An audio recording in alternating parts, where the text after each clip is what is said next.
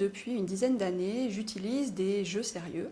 Je les utilise dans mes cours, mais des jeux par exemple de négociation, ou des jeux, en tout cas des jeux comportementaux. Parce que je pense qu'il est difficile pour nous en tant que profs de former des étudiants à des comportements.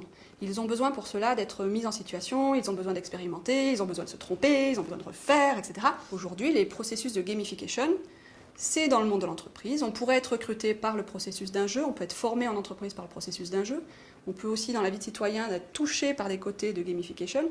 Il est important que dans l'éducation, nos jeunes soient confrontés à ça. J'avais fait des études sur la performance de ce jeu auprès des étudiants, ça intéresse les étudiants, ça les motive pour participer, etc.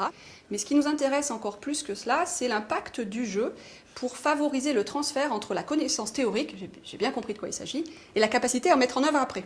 Et puis on observe qu'effectivement le jeu impacte, c'est-à-dire que les étudiants qui utilisent le jeu ont plus de facilité dans leur comportement, dans leur détection de besoins chez un client potentiel, etc. Donc le jeu impacte vraiment leur aptitude en négociation. Le fait de mettre en place une marque Nathan Academy, d'une part, ça rend lisible l'offre. Parce qu'aujourd'hui, quand vous êtes une institution d'enseignement supérieur, vous ne savez pas où trouver des jeux. Et vous ne savez pas si cette offre est compatible avec vos problématiques d'enseignement supérieur.